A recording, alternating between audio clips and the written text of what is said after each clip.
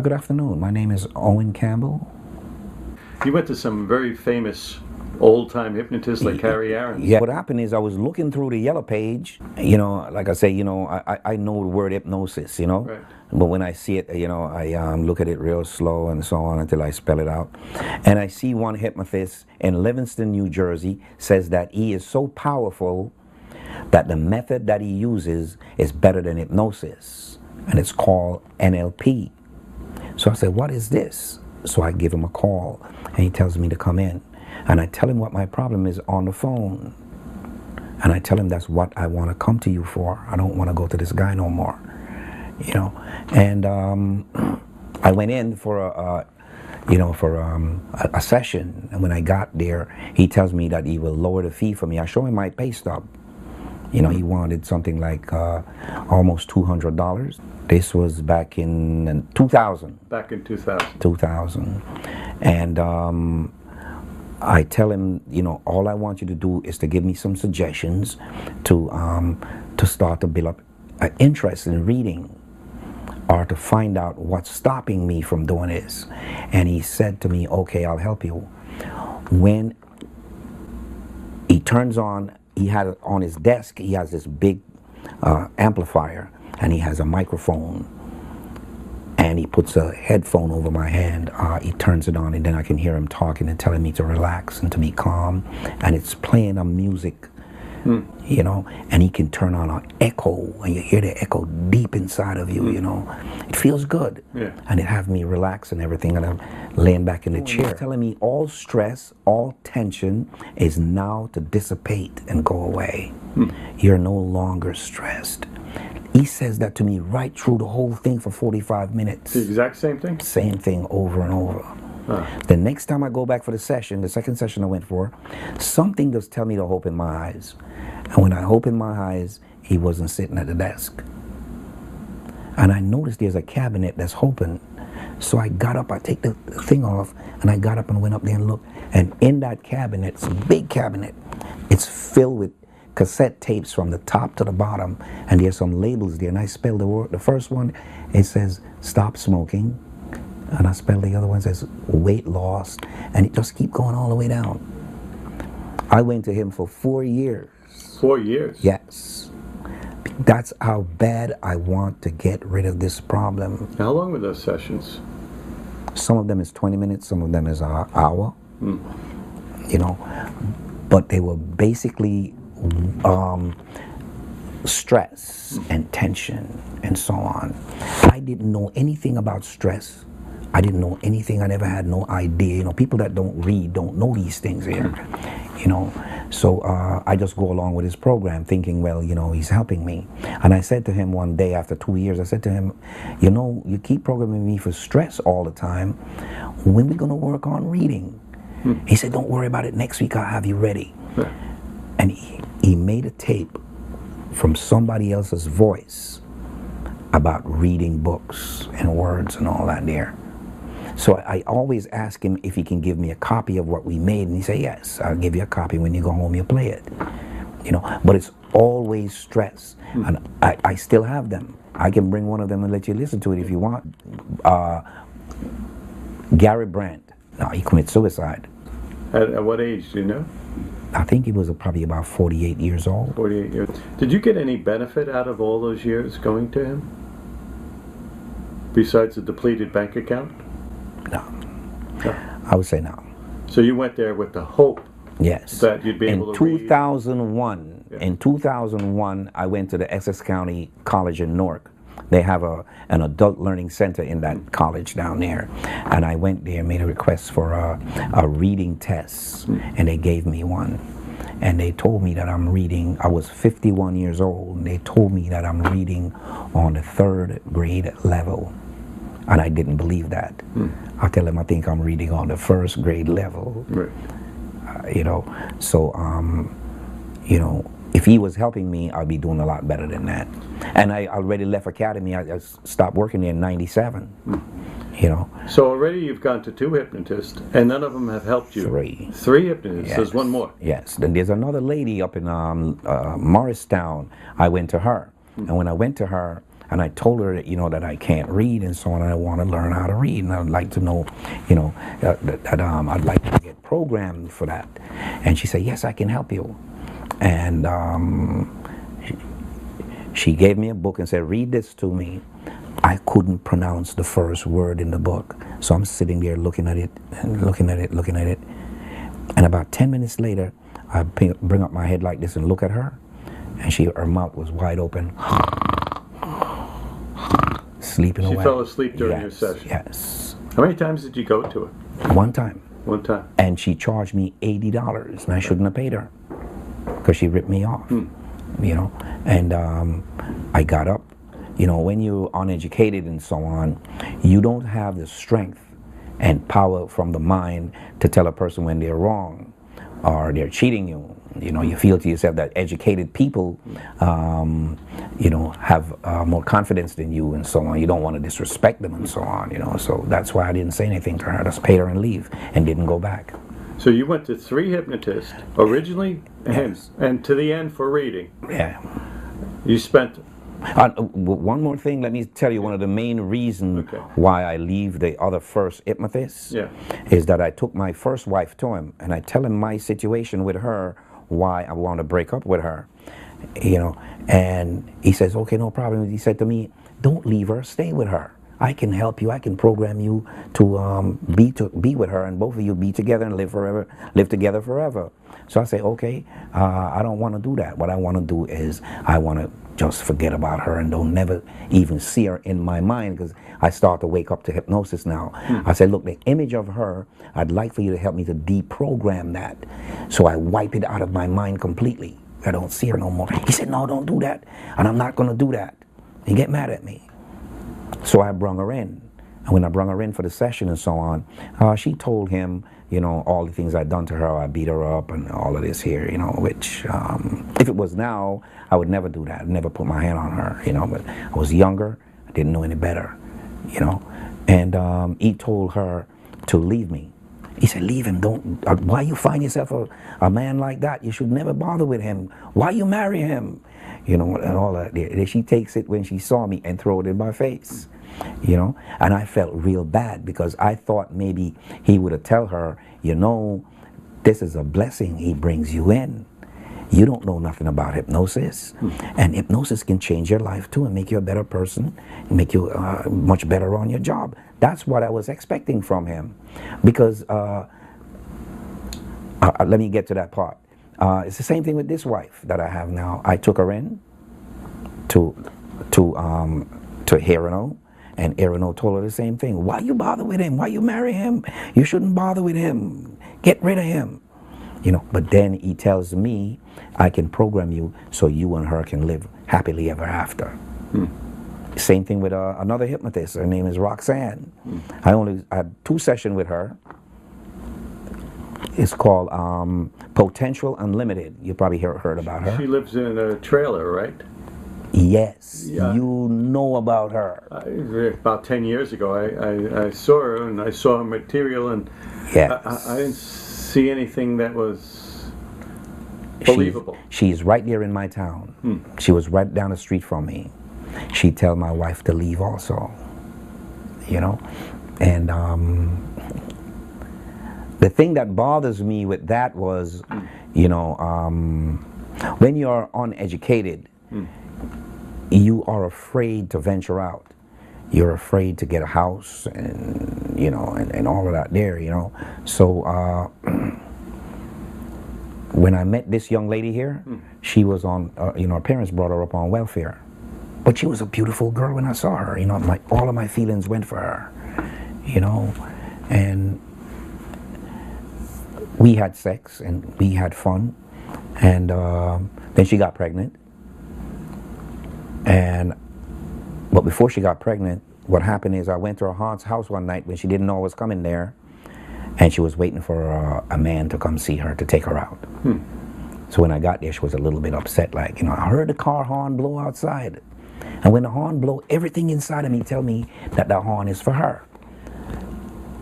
And her aunt knocked on the door that we was sitting in the room, and her aunt said to her, come here, Celeste. And she started to whisper to her. Now, bus drivers can hear real good. I don't know where we developed that ability from. Because you have to know if you're running somebody over, you know, and they're screaming out. And they give you also a hearing test, you know. And the aunt said to her, don't make him see Owen because he'll beat him up. I said, wow. I said, I don't fight over women, you know. So she closed the door and went downstairs and stayed down there for about a half hour. She came back up. So I said to her, your boyfriend came and looked for you, huh? She said, no, that's not my boyfriend. He's just a friend of the family. So I leave it at that. A couple of days later, I went to her mother's house. And when I went there, her mother was really upset and was screaming her head off. And I said, Mrs. Williams, what's the matter? She says to me, she can't keep no man because every time she get a man, she's in bed with him. And that man that came to my sister's house looking for her, that's my boyfriend, not her boyfriend. And I got turned off real bad. You know, it really hurted me. You know, up until today, I'm still fighting that battle, but I can keep my mouth shut. Yeah. But now you're up to 5 hypnotists, right? None of them have helped you. Nope. You've spent how many thousands? Listen to this one. Hero is the next one. I didn't tell you about him. We'll get to him, but wait. Yeah. Just make sure we get this.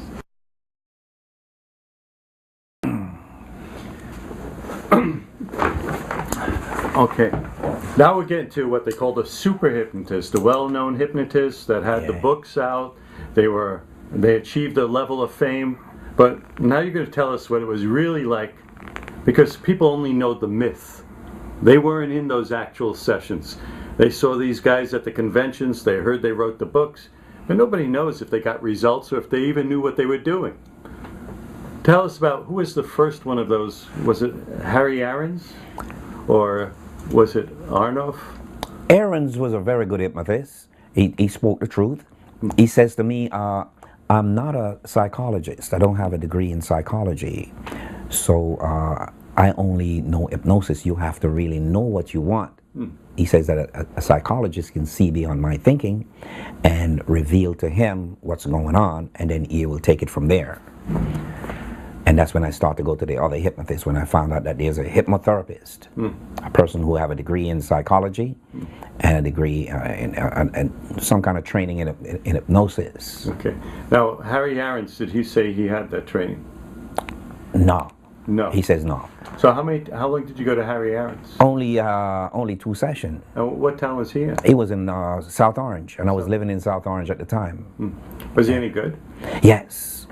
Yes. Well, I felt his truthfulness. I could feel that. I felt that I was welcome because I would say like 12 years before that, when I first came from Jamaica and came to America, I walked into an Italian neighborhood and I got beat up because I was black. And I got beat up real bad, broke my jaw and everything else, and put me in the hospital. You know, he almost knocked out one of my eyes, and so on. You know, and I busted my head real bad. So it put fear in me, you know, that you know, I'm black. You know, I need to go back to the islands and so on. You know, so it made me afraid of everybody that's, you know, that's white and so on. And so when I went to him, that was coming up in me. I feel to myself, well, he's gonna, you know, hypnotize me and he's gonna tell me a whole lot of mess and all that. But he wasn't like that. You know, when he tells me that I can get anything I want, you know, it says all the things that comes up inside of you that you really want and so on, you can achieve it as long as it's your desire. That's what he says to me. But you only went to him twice. Yes. Why? Because I didn't need to go back to him, because he told me that to see beyond my thinking, because he helped me with the first problem. So to see beyond my thinking, I need a hypnotist to see beyond my thinking for me. Oh, hypnotherapist. Yeah, hypnotherapist. Okay. A psychologist. Yes. Okay. So that's why I leave him alone, because I couldn't afford to go to the psychologist that he wanted me to go to. He was $150 back in '82. That's a lot of money. How much is Harry Aarons charging back? $40 then. $40. Yes. Yeah. That's what he charges. So you left Harry Aarons. Who'd you go to next? Went to Milton Wilco. And wait, Milton Wilco was before? That's the 89-year-old.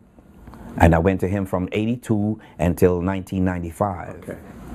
Yes. And what town was he in? He was in Plainfield, New Jersey. And how long was his sessions? His session, like I say, his session, would last an hour, but it's mostly talking. Yeah. So I'd wind up going to him for like 20 years, just like you said. Because the talking didn't do me any good or anything like that. I needed my subconscious mind to talk to, and so it can help to change my consciousness. And so you went to this guy how many years? From 1982 until 1995. Almost 13 years. Yes. And on a weekly basis? Some weeks, no, but most of the time, yes. So you spent a lot of money. Yes, and I was working at Academy then, so I could afford it. But did you get any results? The results I got was my CDL. Yes, I have to admit to that. If it wasn't for him, I wouldn't get my CDL. Now, the gentleman that is the manager for Academy, this guy is a tough guy. He looks like Clint Eastwood. You know what it looked like, right? Got his guns on his waist, and he got a picture of him on his office wall. And all the drivers in Academy, 1,800 drivers, they're all afraid of him. Everybody's afraid of him. And being as I start to learn about hypnosis now, I take that to him and I told him, I said, listen, everybody's afraid of this one guy. And he says, I'm going to give you a programming and you and him will be. And I'm going to tell you, it worked just like he says. You became friends with this guy? Big time. Big time. Let me tell you what happened. You get fired if, this is before me and him turned friends. If you have one accident, you're finished. And I was coming out of Atlantic City with a bus, load of people, 3 o'clock in the morning and so on, and a limousine cut in front of me, and I swung away from it, which I shouldn't have done. I should have go ahead and run right into the limousine, but I felt that I'm going to kill somebody in that car. And the back of the bus caught a fire hydrant and tear out a big hole inside of the side of the bus. So when I get back the next morning, they had the bus parked right in front of the office where everybody can see it. And he called me in the office and said, you're finished. You can go home. You're done. $10,000 worth of damage you put on that bus. So I went home, and when I went home, I called the hypnotist, and I tell him what happened. And he said, come on in. And I went down, and he gave me a programming that me and that boss will be friends again, and that he'll put me back to work. On my way home, an idea came to me, because my oldest brother had his doctorate in theology. And I called him up on the phone. I said, can you write a letter for me, a real professional letter? I should have never told him that. He wrote the letter so strong that when I opened the letter to read it, I couldn't even read couldn't even pronounce the first word. He used these big, gigantic words. And I took it down there and gave it to him. I gave it to him at 1 o'clock. And I got home like around 1:30, and laying down in the bed. At 5 o'clock, the phone rang, and I pick up the phone, and he says, this Owen Campbell? I say, yes, it's Owen.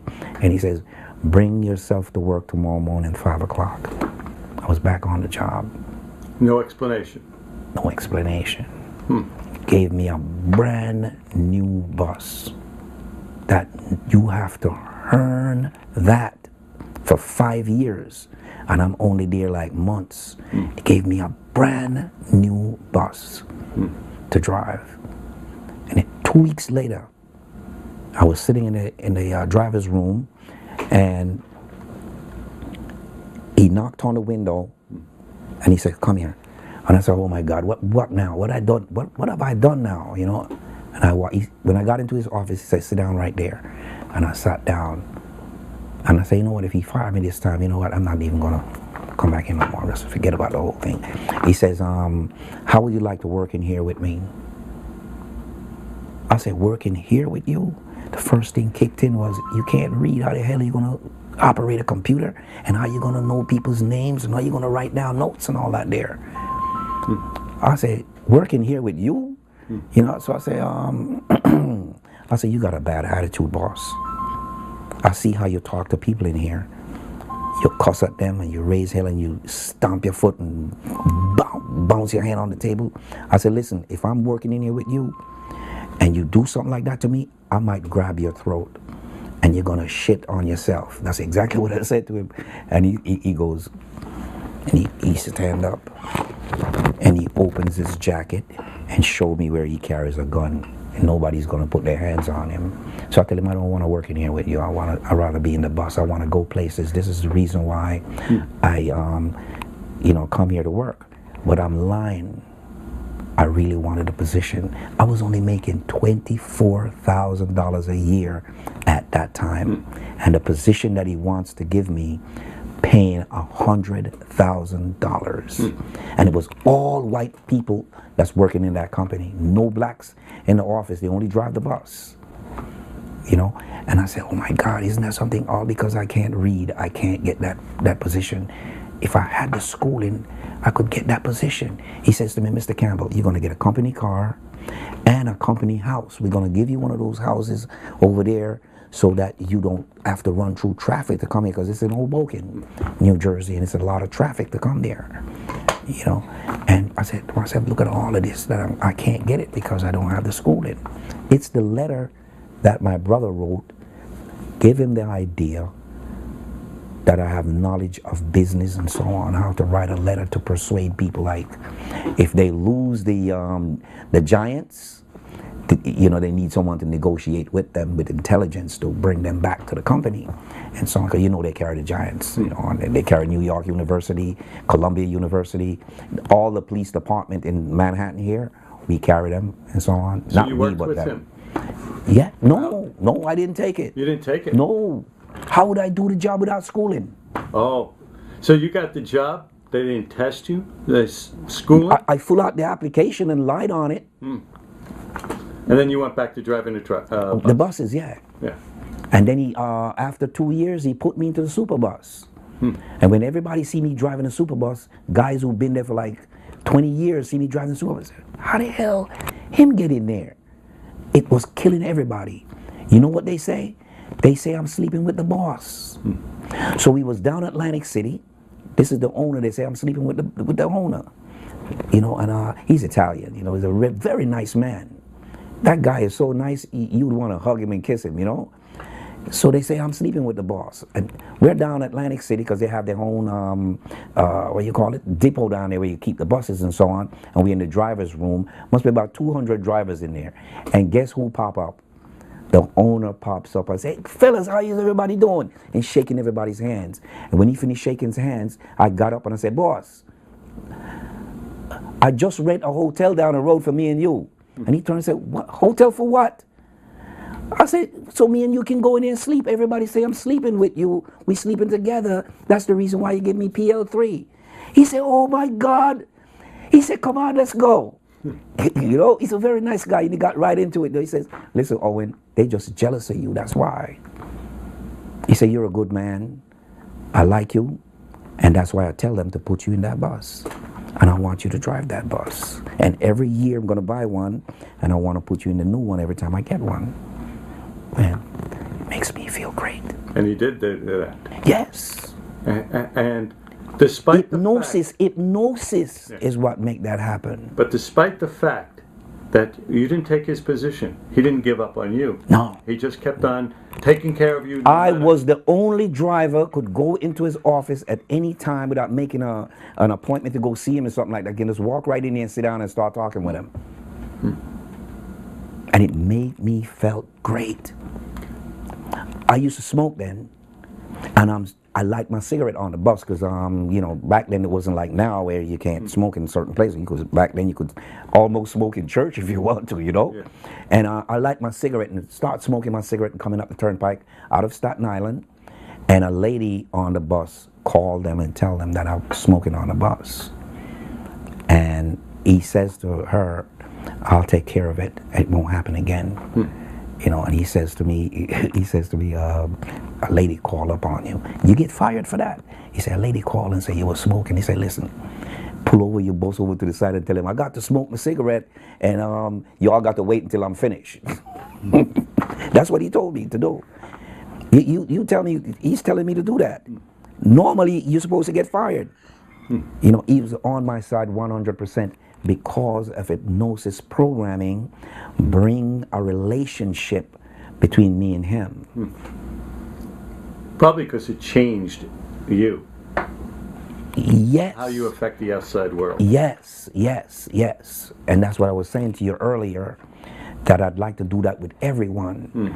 You know, because you see, I used to work in Newark and drive through the ghettos before I went to academy, and I didn't know anything about hypnosis then, but I noticed that when I'm respectful to people, they are respectful to me too. So I start to practice that because it will help you not to get killed, because I drive through the ghetto. You know, so every time a person would get on the bus, I would say, "Hi, how are you?" And someone would say, "Why you want to talk to me?" And I don't make it bother me. You see, I still say hi to them when they get off. I say, "Have a nice day, enjoy your day," you know. And some likes it and some don't. You know, but I'd like to develop that ability so it can become automatic with me and so on, because I love the public. Okay. Stop. Okay. You shut off my phone too, so yeah.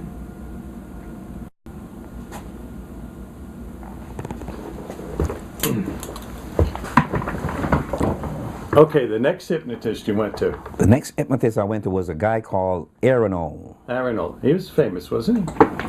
A bit. He's in the business 35 years. Right.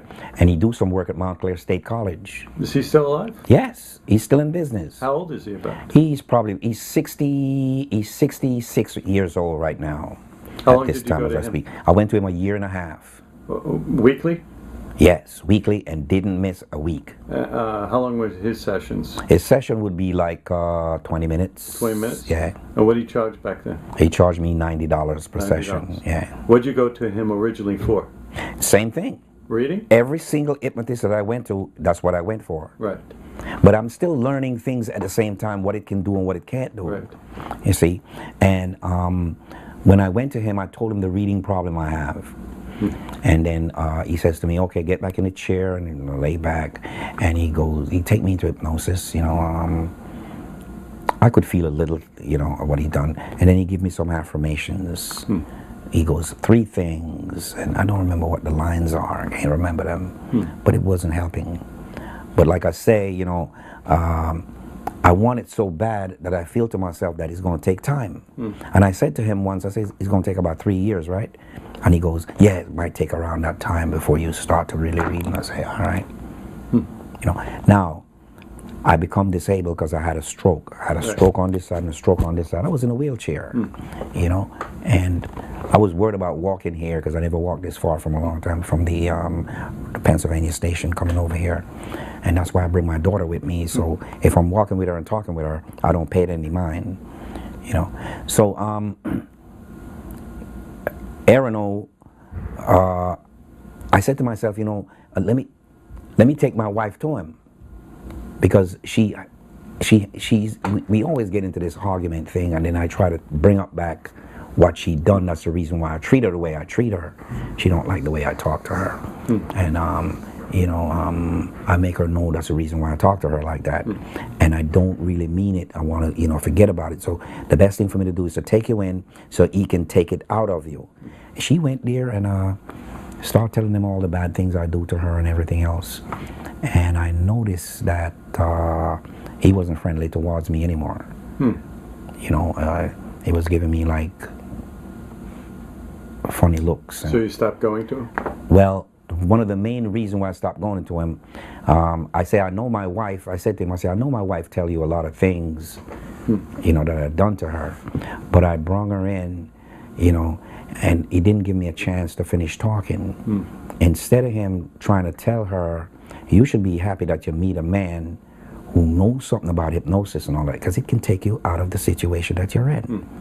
It can help you to relieve a lot of things out of your mind, and that's how blessing comes to us. Blessings come to us not on a silver platter, you know, but really mean. And you have to learn these things here. I thought he would, you know, was smart enough to know that, to tell her that. He didn't tell her that. He says to her, "Why don't you leave him? Leave him and quit him and forget about him." And this is the hypnotist. Yes. Yes. Huh. Yes. My wife was raised up on welfare. My wife's mother was raised up on welfare. Her mother brought up on welfare. God bless her soul, she passed away. Not my wife's mother, her grandmother, right? When I met my wife and so on, they never had no furniture in the house. All she had was that looks, you know, and because of my illiteracy and so on, and she looks good to me and everything, and she wasn't embarrassing to take her, and I'd take her everywhere, take her to meet my mother, You know, I know other women that I wouldn't do that. Wouldn't bring them home. Yeah. I brought her home. It's 29 years now we're together. Yeah. You know. So you stopped going to him after that? Yes, after I found out that she get mad at me. When she gets mad at me, she looks at me, she goes, "Here and all told me I should leave you and don't bother with you." You know, I say, you know, if I want to get rid of you, I can do that. A matter of fact, the first hypnotist, the one I told you, 89 years old, I did tell him to program me to forget about her, forget about my wife right now. Right. He told me don't do that. He begged me not to do it. But yet he told her to leave me.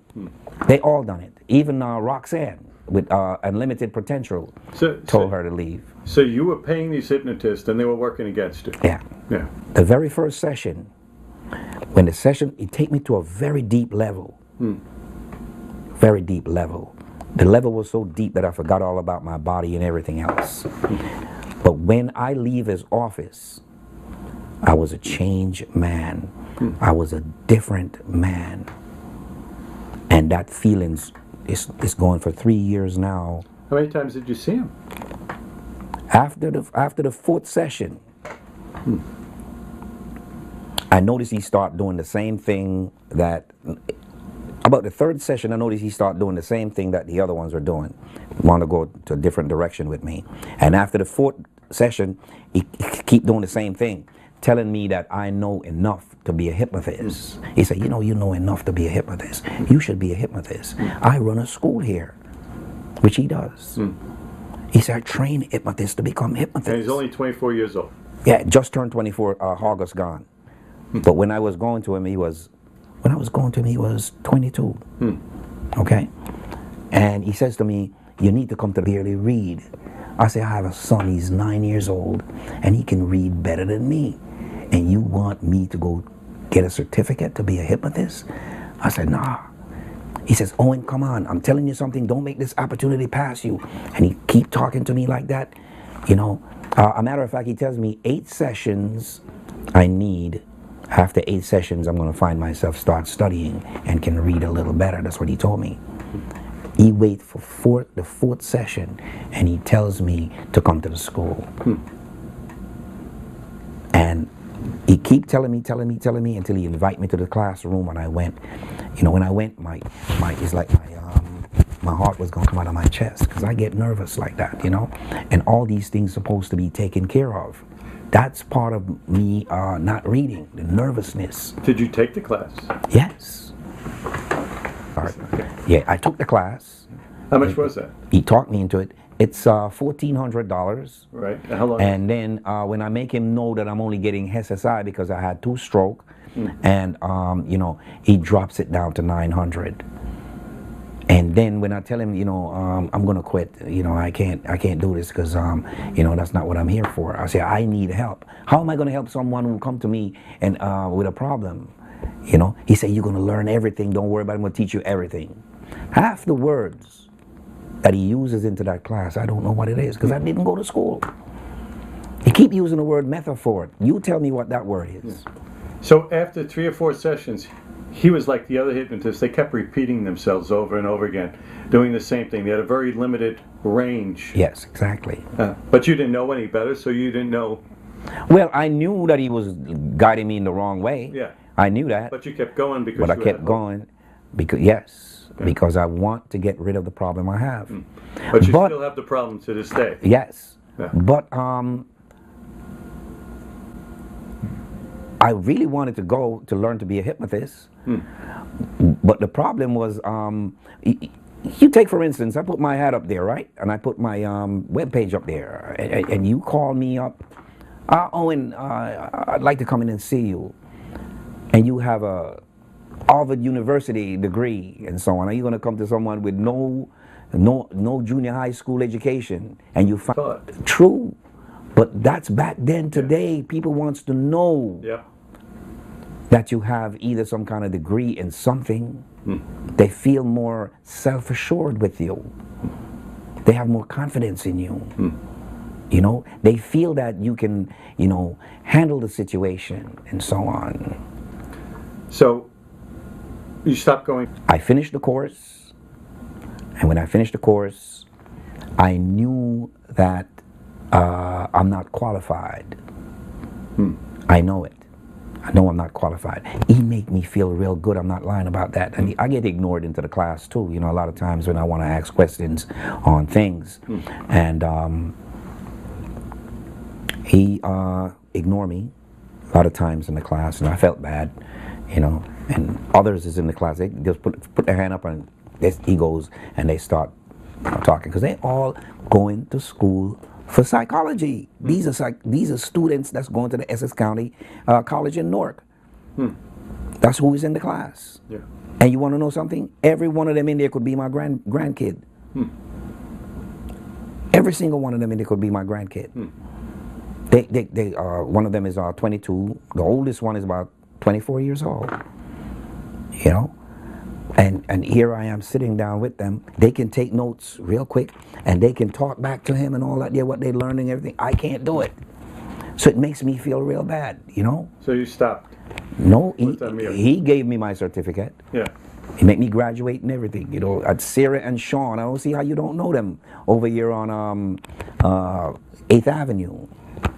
They run a hypnosis school over there. Well, they're operating out of a rental place, right? Yes. There's no brick and mortar. It's somebody else's yes. room. And they call it a school, but yes. It's probably not even listed or licensed. What are their names? Sarah and Sean. Sarah, what? Sean, I forgot his last name. I'm gonna when I go home, I'll call you and tell you. Yeah. And you went to them for hypnosis, or? No, they have me come over for some kind of to show us some things about hypnosis and all that there. And everything he talk about, I don't know, because I'm not a college man, so I don't know. A lot of hypnotists comes, a lot of hypnotists. And I get to meet a ton load of hypnotists and all that there, you know. But I felt bad when I know to myself I'm going to go pick up a certificate, and I know to myself that I'm not qualified. That makes me feel bad. Yeah. Was there much hands-on in the class, or was it all speaking at you? Just speaking mostly. Yeah. And he did take us into a trance, and it feel good. But you didn't work with your fellow students? Yes, we did that. Yeah. Working with them, half of them don't know what they're doing or anything, you know, so I didn't like that. You know, I'd rather work with a professional person, you know, who can give me some programming to pay attention. My ability to concentrate is poor. My retention, you know, my focus and all of that, all these things is weak. You know, to retain is a problem. You know what I'm saying? I don't have that you know, when you're going after something that you really want to do, there's enjoying feeling comes up in you and so on. You know, you can't go to sleep because you want to keep doing that. That's not in me for reading. You know, when I first found out that I'm going to be a bus driver, which I had that in me from ever since I was a little boy, and I was working in a factory, and they fired me from the factory after 8 years, which is a blessing because it turns me into a bus driver. And I was laughed at the factory many a times when I say, I'm not going to stay here, I'm going to be a bus driver. They laugh at me in the factory. Once we had 100 guys. They laugh so hard, you wouldn't believe it. And guess what? It works out that I had to pick up, the factory was in Glenridge. It works out where I had to pick up, you know, it's all rich people live in Glenridge. There's no poor people live there. I had to pick up a law firm there in the super bus. And I was there 2 hours early. And I say, you want to know something? Let me go swing around the factory. And I swing the bus in there. And when I stepped out of the bus, I had on my nice blazer, my nice pants, shoes shine, my hair cut nice, my face shaved.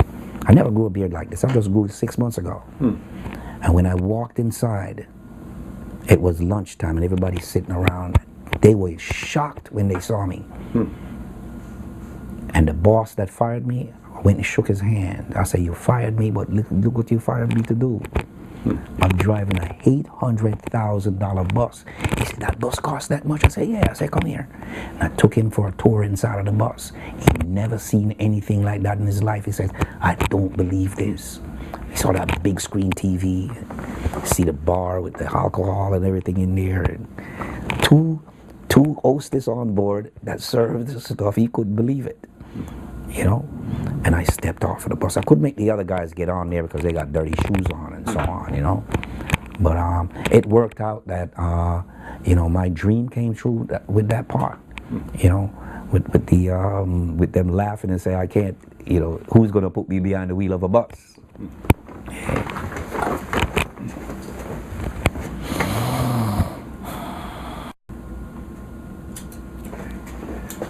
What happened after you left that? Were there more hypnotists, or you were calling around? When I graduated, I decided he wanted to teach me NLP and EFT, you know. So he's selling you course after course. Yes. Yeah. He wanted me to go take a course now, which is $1,600 for the so this kid was making NLP. Big bucks out there. Yeah, he's cleaning up. Yeah. So I said to myself, you know, this guy's making a damn fool out of me, you know. I see him take his computer and he do some things on there and all that there, and he picks up his phone and he know how to talk on it and everything, you know, and know who calls him and know exactly how to talk to his customers and all that. I can't do those things. I'm not trained like that, you know. And I said to myself, you know, he's making a fool of me. I'm not going back. And that's when I didn't go back. So what I did was I learned how to start the computer, and I learned how to look up hypnosis. I look up hypnosis in Jamaica, in New Jersey, and I look up hypnosis in New York, and that's how I saw you. But you are in New Jersey also. Yeah, because I'm in Rutherford at the Montclair Metaphysical Center. Right. And the first time I saw you, I started to look at you and look at Ely. Then I read up on everything. He got a whole lot of stuff that he, you know, he puts in there, you know. And then when I hear you talk, I say to myself, you know, maybe that's who I need to go to. That's who I need to see. And then when I start to read about you, where you say, you can't do 2 things at the same time. You got to do one, or else you're going to crash if you do both of them. Well, if you have 2 alternate beliefs, which are opposite, polar opposite. Yeah. You know, I want to lose weight, but I want to eat my Haagen-Dazs. Well, they don't. No, you pick one or the other. Right. You know, I tell people when you go on vacation, I want to get in my car and go on vacation. Well, your car goes forward, reverse, right, left. You're just sitting there and tell your car you're going on vacation. You're not going anywhere. Absolutely. Which direction do you want to go into?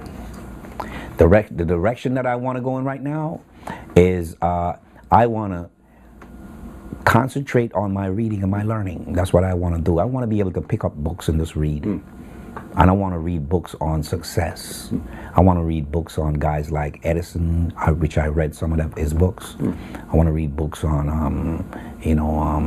Napoleon Hill and W. Clement Stone.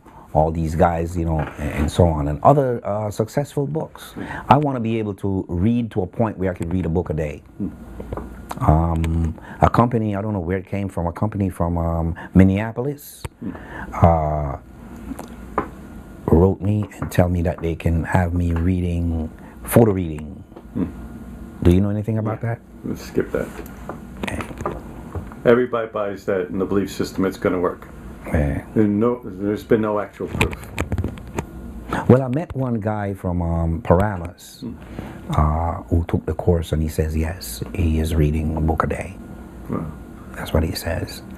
But I don't read that well, so right now I'm not going to even think about that. You know, what I want to do is just read naturally. I just don't want to be bored when I'm reading. I want to be able to read, like, say, a chapter. You know, when I master that, I want a chapter to feel like a paragraph when I read a chapter. You see, and then when I master that, then I want to go to like 2 chapters. You know, when I master that, 3 chapters. But you called other hypnotists around New York City, right? What was your experience? Calling them? Yeah. I go by what I feel in here about them. Say to myself, you know, let me go by my gut feeling. You know, it went for you, and that's why I give you a buzz. Yeah. You know, now, I still don't know how to pick the proper hypnotist. I really don't. You've had a good losing streak, but you got some help along the way. Oh yeah. But have you ever gone? Now, you've never really gone through hypnotherapy, which is, when I say hypnotherapy, it's interactive. We're going back through, you're talking through the session. We're having you change those memories as we go through them, knowing what you know now as an adult. Those childhood limitations and beliefs. You've never basically done that? No. But I mentioned to hypnotists, every hypnotist I went to, is I tell them to take me back to the past. Right. In other words, regress me. And none of them did it. Yeah. They all tell me it's not necessary. Yeah. You don't have to go back there. But I went to dynamic Scientology. This is how bad I want to make this thing happen. Yeah. And I see where Thomas Edison had 10,000 disappointment in trying to develop the bulb. Yeah. You know, so that's why I use to say to myself, you know, go through it, don't quit, keep on going. Quitters never win and winners never quit, and so on. And I say to myself, you know, it's best to keep on going. Don't stop. Just keep going. You know, it's painful. Sometimes I go home and I cry. Yeah.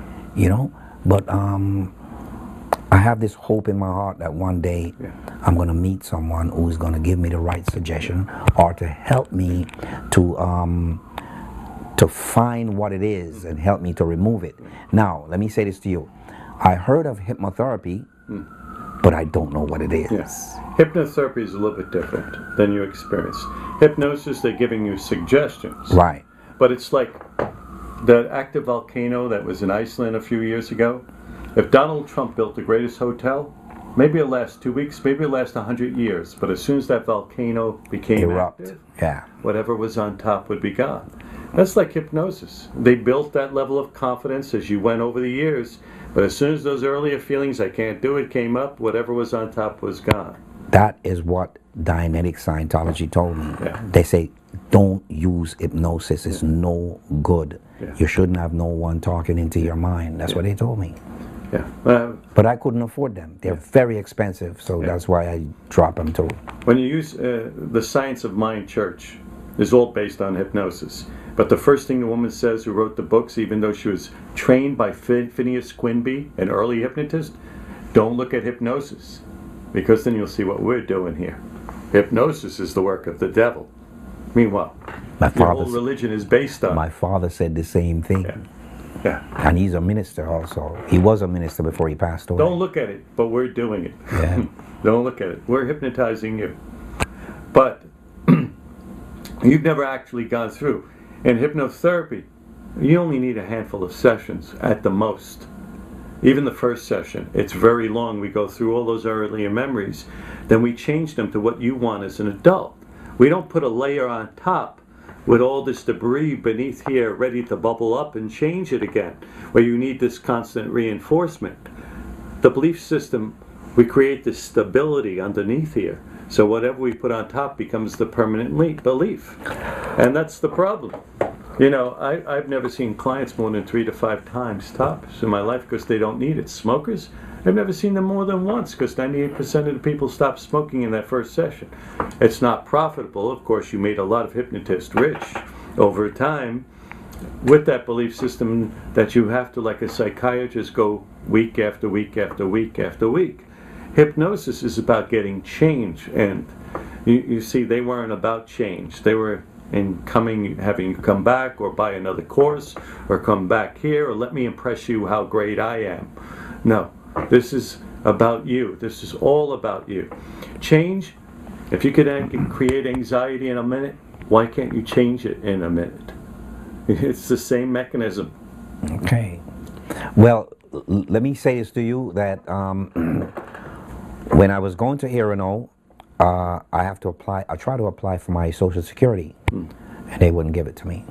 So they told me that they can give me SSI. So I had to take the SSI, which is $700 a month. Right. And I have to pay rent out of it. So I paid $250 a month. But I have to buy food. And I asked my wife if she can just go back to work because she's not well herself. You know, she just turned 45. And she eats a lot of junk food and she don't care what she eats. So now she's suffering like crazy. She got diabetes and she got arthritis and all that there. So she can't work anymore. But what I'm saying is when I was going to Irano, I went 4 times. I just give him the money and don't have nothing leave. Every week, thinking, well, this problem that I have is going to go away. Mark you, I just realizing these things lately. Dyslexia. I am dyslexic. I have fears. When I was going to school in Jamaica, if you talk in class, you get a spanking. Yeah.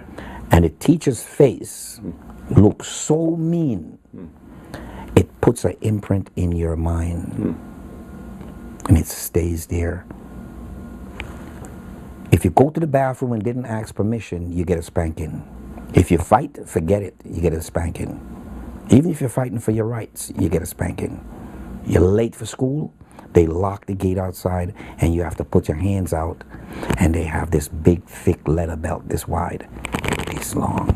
They whack the middle of your hand with it. Sometimes children pee on themselves.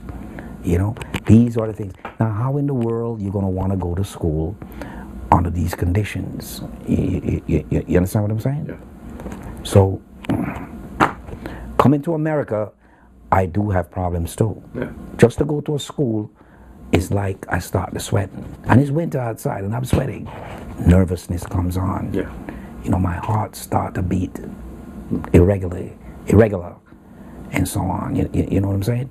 I get dryness in the throat. All these things happen, and I have to go to school. So that's some of the reasons why I didn't bother to go to school. So now I'm realizing that hypnosis or your hypnotherapy probably can help me and so on. I'm going to give it a try. Yeah. And we say don't give anything a try. You've given too many things a try. Just do it. Okay. Do the work. Yes. Do the work. Trying is lying. And you're going to see the difference, because I'd appreciate after we do the hypnotherapy session, a week or 2 later, you talk about, because I know you're going to see results you've never seen before. And if you don't, I want you to report that too. But I've been doing this for 35 years. Well, I'm going to say this to you, that the 22nd of this month here, I'm going to go to Social Security because they say I'm eligible to come in. Okay, don't say that, Dave. Yeah.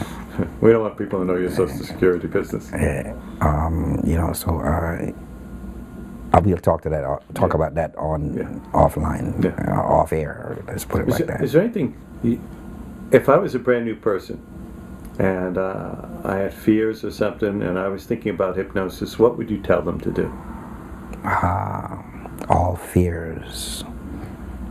And if they tell me the thing that they are afraid of, and so on, I probably would say all fears is to dissipate. All fears of this one particular thing that they tell me to dissipate. That's what I would say to them, and I'd try to get them to relax from head to toe. That's what you're saying. If I'm talking from a would hypnotic. you recommend somebody brand new who knows nothing about hypnosis to go to a hypnotist after all the people you've gone to, your trials and tribulations? Okay.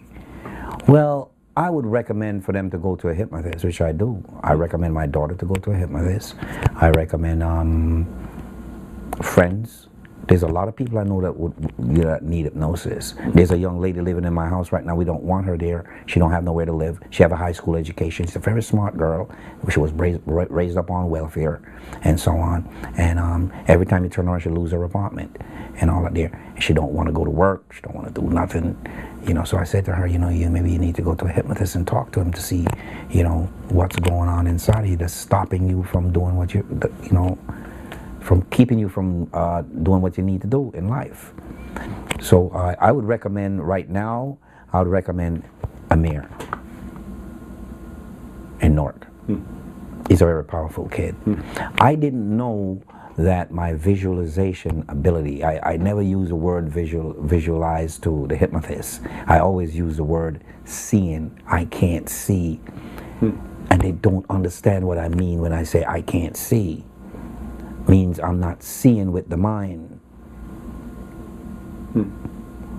I had to buy a tape, not a tape, but a CD from England, all the way from England, with a visualization hypnosis session on there. And I play it over and over and over and over and over and over until my head hurt. Now I'm just beginning to see a word in my mind. Like the word mesothelioma is made up of small words. I can even see it right now where I can call it backward to you if you want me to. You know, so every word that I'm going to spell to get it to stay in long term in my mind, I need to see it and visualize it. So you'd recommend a person see a hypnotist? Yes, yes. And when I learn about what you're doing and so on and see the effectiveness of it and so on, I would probably, not probably, but I will definitely recommend for someone to come see somebody like you.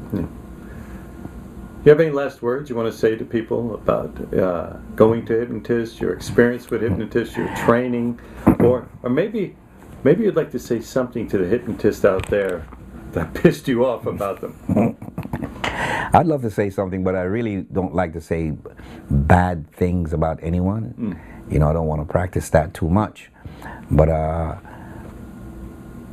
I would really recommend someone to see a hypnotist. I don't care who it is.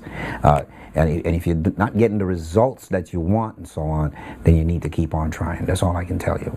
Right now, because it's better than not doing anything. You know, there's people out there that's drinking and smoking. There's people that like to fight.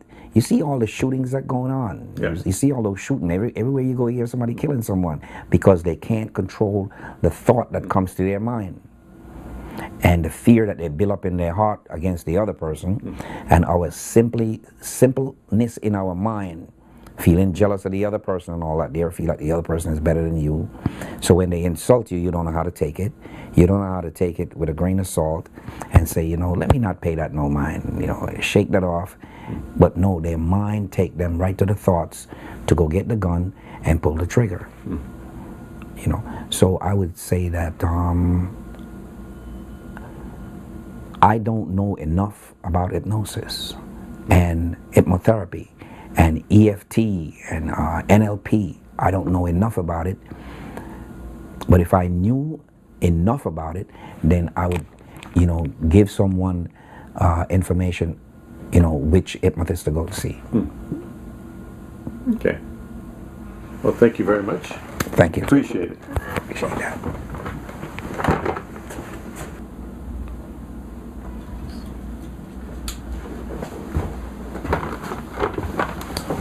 Now, first of all, say your name. My name is Owen Campbell. Now, what do you do for a living? I used to be a bus driver. Talk about your first experiences coming to this country and your first experience getting involved with hypnosis. Okay, well, one of the main reasons why we would leave Jamaica, the family leave Jamaica to come here, is because there was hardship. And my father couldn't handle the responsibility by living there, so we decided to move to America. And when I came to America, I met a young lady. Her name is Marie Antoinette. And by accident, I was 17 years old at the time, and it was for me to drink here. So it was snowing that New Year night, so I put my beer in the snow because I couldn't do it in the house. And there was a young lady, her mother was the landlord. So she was going out, and I said, "Where are you going, Joyce?" Joyce was 13 years old at the time. So she said, "I'm going to a party." And I went to the party with her, and I met this young lady. After I met her, we talked on the phone for 1 year, and then after 1 year we started seeing each other. But I knew that she had other boyfriends and so on, you know, so my feelings would get hurt. And I would beat her up because I'd never had self-control, and seeing other men back in Jamaica beating women and so on. And they always say to me, if your lady go out on you, beat them up, you know. And I didn't know any better. Illegal, I would beat her up. And my father started taking her to church, got her baptized and everything. So when I saw that, I said, you know what? She's going to be a different person. And she got pregnant. And I marry her. And after I marry her, the thing starts again. She started to see other men again. And it hurted me. So I got mad and I leave. I went back to my father's house and I stayed there. While I'm staying at my father's house, I noticed that I couldn't stop thinking about her. It just keep going around in my mind, you know, and I would do anything to get it out of my mind, you know. And instead of me going to the bar and start drinking like everybody else and playing these bad music for broken down relationship or hurting feelings and so on. Someone told me about a hypnosis, and I said, you know what, I have to give it a try, and I went and tried it. And my first session, I saw a big relief in myself. So it was less stress, or less stress, everything. I could come home smiling. So when I saw that, I went back for another session, and I do have a reading problem. At the time, I couldn't read at all. So what I did was I went, the hypnotist said to me, he says, Owen, you know you can get anything you want. It doesn't matter what it is. As long as you desire it, you can achieve it. So I went back to him and I said to him, you know, I have a reading problem. I can't learn. And he says to me, you know, Owen, I'm not a psychologist. I'm just a regular hypnotist, and you have to know what you want when you comes to me. So I'm going to refer you to a psychologist. And then I found out that there's a hypnotherapist, because the psychologist wanted too much money. So I went to the hypnotherapist. And when I went to the hypnotherapist, I told him, I said to him, I have a reading problem, and I want to know what is stopping me from reading. You know, I don't know what it is, you know. And he says to me, he's going to give me some programming for that. So when he gave me the programming, I noticed nothing happened. When I pick up a book, my eyes would start to water. I would get headaches. I would feel sick, and I just put it down. You know, couldn't even read one line. You know, and we keep going like that. And I went into another session with him after 6 months. I said to him, I said, I want you to keep programming me for reading, you know. And he keep telling me, I'm not going to program you for reading every time you come in here, because if I do that, you're going to turn into a fanatic. And when you turn into a fanatic, what do? You know, so he take me and like railroad me. You know, asking me other problems that I have. So I tell him, you know, asking me how do I feel on the job, and I tell him we start working on those things. And it's like it's not working on the reading anymore. You know, he's working on other personal problems that I had. You know, so I went to him from 1982 until 1995. Yes, I made some achievements, made a very good achievement by getting my CDL, because I couldn't read the book. You know, but anyway, CDL is the license to drive buses and trucks. Bus driver's license. Right. Okay. And when he programmed me to do that over a period of time, you know, because I keep telling him I don't think I'm going to pass the test. I don't feel like I'm going to pass. It must have taken like about a year for me and him to work on that, which shouldn't take that long. Yeah. How old were you at the time? At the time, I was like 33 years old. And you're 62 now? Yeah. Okay. Yeah. How much were the sessions back then? The session was $45, but he drops it down because I was only making $180 a week driving a bus at the time. How long were the sessions? Session would go for like 1 hour. We do more talking than we do hypnosis. If we're going to do hypnosis, it might last like 5-10 minutes. So I did 5 or 10 minutes. Yeah. Did you feel relaxed during the session? No. No. Didn't feel anything. But when I heard that Thomas Edison, you know, take 10 years to develop the bulb, and he used hypnosis and so on, I say to myself, maybe it's going to take 10 years. Yeah. And being as I was in my 30s, I say, okay, I'll be 42, 43. You know, so I might as well go along with it. I thought that, you know, that's the way hypnosis works. Do you remember that hypnotist's name? Is he still? Yes, his name is Milton Wilco. He's retired. He's about 89 years old now. Really? Yes. He's retired. He lived down there in Florida. I call him every once in a while. And but you saw him in Florida or New Jersey? No. I call him down in Florida. Now he moves from New Jersey and he moves to Florida. Yeah, and he's not no longer practicing hypnosis. So what he's doing right now is just retired. You know, for him and his wife retired. So he got you some benefit. Yes, he got me the benefit of also the CDL. And I really felt proud of myself because when I went and took the tests and so on for the CDL, I passed the test 100%, and they gave me a little what are those little trophies, like, you know, I can hang on my wall, a certificate that I can hang on the wall, you know. But you still couldn't read. Still couldn't read properly, and I get nervous around people. Like, I can read to you a little bit, but if someone else would come into the room, it's like I get a little bad feeling. Another person comes in, especially if a Jamaican could come into the room and so on, which, you know, it would make me become dumbfounded. I'll be looking at a word that I know very well, and it's like, it looked like Chinese language to me, you know. Yeah. And he also helped me to become a professional bus driver for Academy Tours. Right. And I become #1 in there. And that's what made me really feel proud. So using hypnosis, and you became number one bus driver. In Academy. But you still couldn't read. Still couldn't read. And that's pretty amazing. Yes. How'd you find your way around? And if they had found out that I can't read, I would have get fired. They would let me go right away, because the bus that I was driving is $800,000 for one piece of those equipment. It has living room sets in there just like these chairs, and TVs and all that there and there, and telephone for the customers to use and all that there, and have 2 hostess on board with a kitchen, and it has a bar where they pour liquor and all that there. Now, I have a very good sense of direction. For some reason or the other, I was born with that in me. I don't know where it come from. Yeah. But most roadways are numbered, just like 34th Street. 34th Street is 495.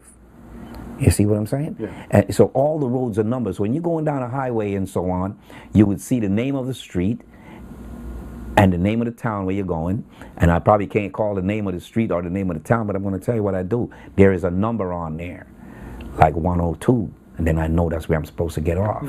But at the same time, I'm saying my prayer inside. I couldn't get to really enjoy the riding, the driving and so on. I love to drive, you know, but I couldn't get to enjoy that because I was spending more time inside of here. Don't pass the exit. One mistake and you're out. Oh, because you couldn't find your way back. If you can't find your way back, you're out. If you get lost anywhere, and the people on the bus call up and say the driver didn't know where he was going, you're finished. And you never lost your way? Never lost my way. Yeah. And one of the toughest places I ever been to that really, really made me get scared was Quebec City at night, and it was raining so hard I could barely see in front of me.